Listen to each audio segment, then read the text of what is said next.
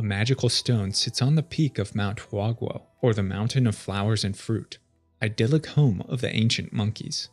The stone is nurtured by heaven and earth, a manifestation of yin and yang, which allows it to produce living beings.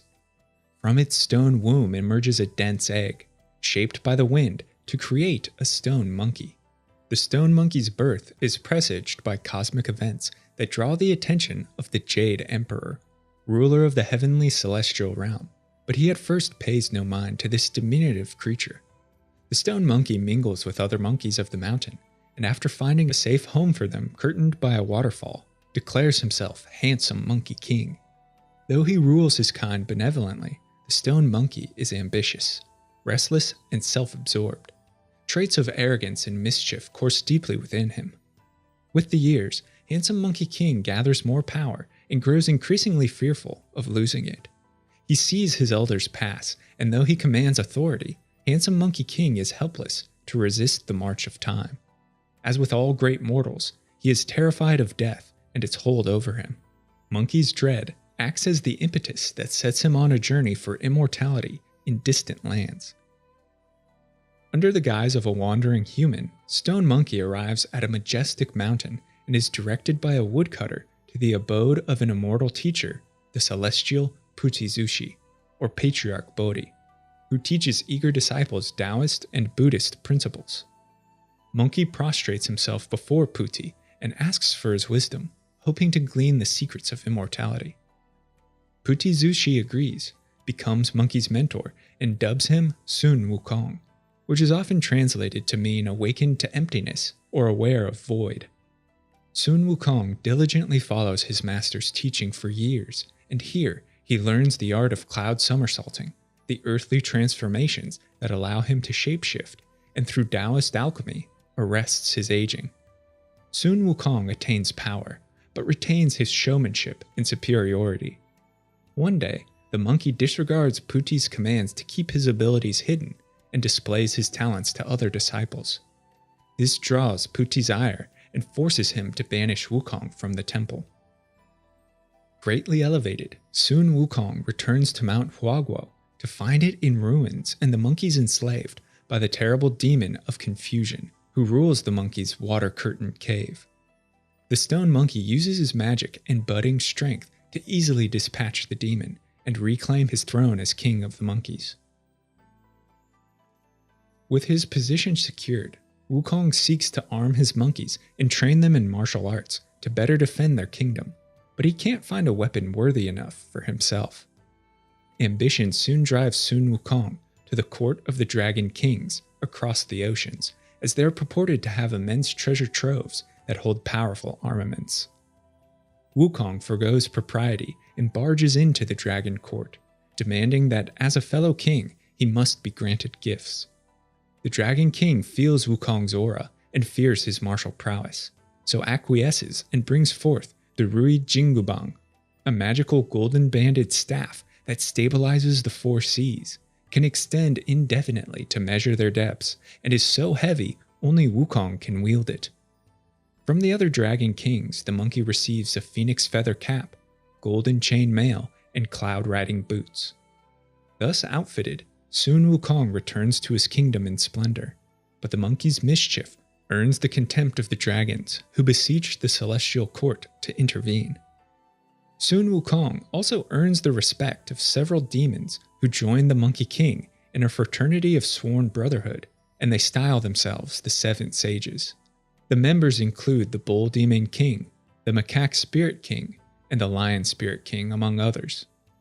This dangerous brotherhood and Sun Wukong's increasingly destructive antics draw the attention of the Jade Emperor himself, who sentences the monkey to death. Soul Reapers strike in the middle of the night and drag Sun Wukong to the world of darkness. He fights his way through this hellscape and finds the 10 kings who judged the dead. Wukong complains to the kings and threatens them unless they hand over the Book of Life and Death, a tome that contains the names and ages of every being known. The monkey desecrates the book by erasing his name and those of many monkeys from its ledger, thus freeing himself from death, and further solidifying his position as an immortal. Again, Those wronged by Wukong approach the Jade Emperor, but his hold over the monkey grows increasingly weak. With many avenues exhausted, the Jade Emperor hatches a new plan to curtail Sun Wukong. He offers him a position within the celestial court in heaven, to satisfy the monkey's vanity and to keep a closer eye on him. Sun Wukong is elevated to godhood and given great honor, an act that, at first, blinds his ego to the fact that he occupies the lowliest position in heaven, protector of horses, which is little more than a glorified stable hand. He's unable to bear the shame of this position, the jokes of other immortals, and believes himself superior. Sun Wukong shortly rebels, descends back to his kingdom on the mortal realm, and declares himself Great Sage equal to heaven, a title that smacks of irreverence and self-importance. But Sun Wukong has now garnered legendary martial skill, supported by mystical power and hundreds of fierce monkeys. He would be a great foe to confront directly. The Jade Emperor appeases the stone monkey once more, even going so far as acknowledging his self-proclaimed title, to return him to heaven, this time as guardian of the heavenly peach garden. No monkey could resist tending a garden of delicious fruit, and Sun Wukong accepts, indulging in the fruit, which is infused with magic that further strengthens the monkey's immortality. When one day Sun Wukong learns that he is still mocked amongst the gods, and that he alone has been denied access to the royal banquet, he runs rampant throughout the celestial realm, instigating the havoc in heaven. The mischievous monkey steals into the unguarded palace and consumes pills and wine that further enhance him and strengthen his resolve. He smashes the palace and moves to sit on the throne, declaring himself the new Jade Emperor. The Emperor no longer appeases the monkey, but instead deploys his vast army to crush the upstart Great Sage.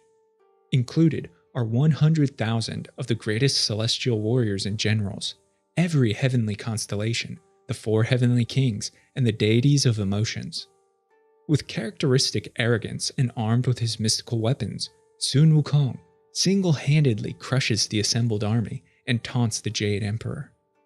Finally, the Emperor's own nephew, Erlang Shen, heaven's most fearsome warrior, fights Wukong in an epic duel. The pair grow more savage, their attacks more lethal, and they transform into monstrous creatures.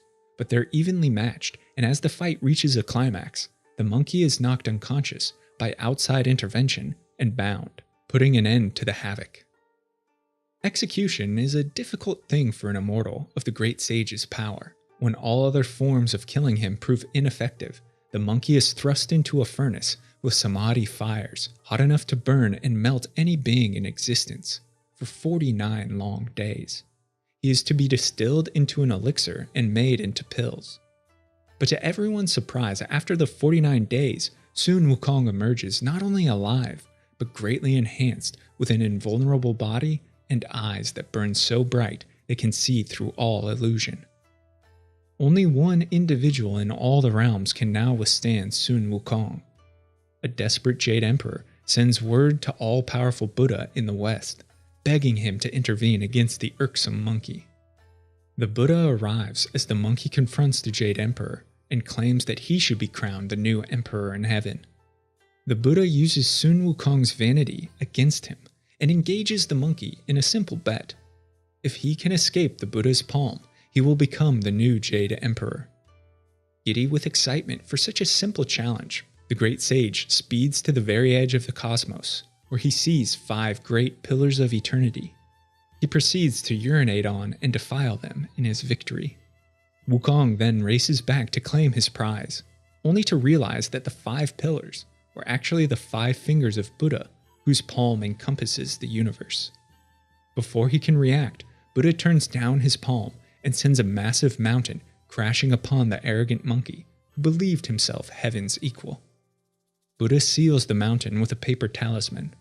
For 500 years, Sun Wukong is encased in stone, isolated and imprisoned. Centuries for him to contemplate his mistakes, his wrongdoings, and learn humility. Towards the end of Sun Wukong's immurement, Guanyin, the bodhisattva and goddess of mercy, clemency, and compassion, believes his soul is prepared for redemption. she seeks strong characters to act as disciples and companions for the monk Tang Sanzang, who has been ordered west by the Emperor of China to locate legendary Buddhist sutras in India. The retrieval and translation of these scriptures will bring peaceful prosperity to China. The journey west is arduous, fraught with many dangers and struggles, only amplified by the widespread belief that eating Sanzang's flesh will bestow immortality. After his initial companions are slain and his safety jeopardized, Guanyin guides Tan Sanzang to the legendary monkey's prison so that he might rely on Sun Wukong for protection against Yaoguais, bandits, and demons. Sanzang releases Sun Wukong from his prison and offers the monkey complete freedom, following their journey to India. The great sage, thankful for an end to his sentence, pledges his loyalty and his staff to the Tang monk, but the celestial court knows the monkey's willful nature, and so gifts the monk a magical golden circlet to tame him. This band can tighten around Wukong's head and create insufferable headaches should the monkey betray his duty. It acts as a shackle that binds him to the weary eye of the celestial court, his crimes against them still fresh in their memory. The pair are joined by 3 more disciples who have at some point committed wrongdoings but are judged worthy of redemption by Guanyin. Bailong Ma, a white dragon and 3rd son of the Dragon King of the West, transforms into a gallant horse who acts as the Tang monk's steed throughout the journey.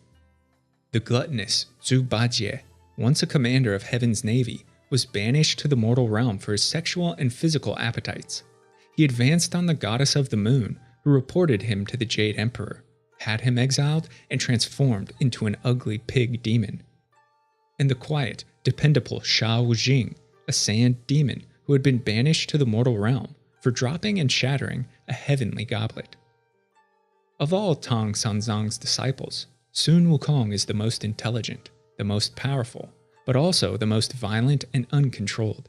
He's frequently admonished by the monk for his actions. As the group travels to India, they suffer many trials and must endure 81 tribulations, which often take the form of physical tests against demonic or spiritual entities, or moral tests of faith and conviction.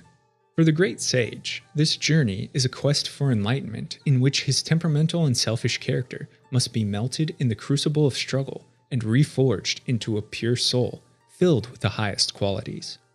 Sun Wukong is often guided by Tang Sanzang's wisdom and compassion, while the monk frequently depends on the monkey's prowess to defeat terrible foes. In their travels, they confront the corrupted monks of Guanyin Hall, whose disciples have succumbed to greed manifest in the Black Wind Demon. They traverse Yellowwind Ridge and must defeat the Yellowwind Demon, whose terrible gales buffet and even blind Wukong's golden sight. The monkey humbly seeks the help of Lingji Bodhisattva to dispel the winds and defeat the demon. They find what appears to be a spiritual respite in the Little Thunderclap Monastery, whose master, the aged Buddha Yellowbrows, is actually a demon that believes himself boundless as the true Buddha. Though Wukong saw through the deception, he was imprisoned and required the aid of the heavenly constellations to save his master from Yellowbrows. Tan Sanzang and Zhu Bajie fall ill of 7 spider demons. Sun Wukong must confront their brother, the 100-eyed Taoist, to secure his master's release. The companions cross paths with Sun Wukong's old friend, the Bull Demon King, his wife, and his son Red Boy, who wishes to dine on the Tang monk's flesh. These are only a few of the characters and challenges met on the journey west, but I've brought attention to them because they factor most into the future journey of the Destined One. All of these trials reveal Sun Wukong's inimitable skill and unparalleled power, but they also hint at a spiritual transformation. Though he retains some of his reckless and ambitious ways, the Monkey King learns humility from his master, learns that it's acceptable to ask for aid, and admissible to rely on others. Eventually, the companions reach India and Buddha's Thunderclap Monastery on Spirit Mountain. Buddha himself hands the Divine Sutras to Tan Sanzang, and their primary charge is now complete. On their return home, however, the Bodhisattva Guanyin threw one final trial before them to attain the symbolic 81 tribulations.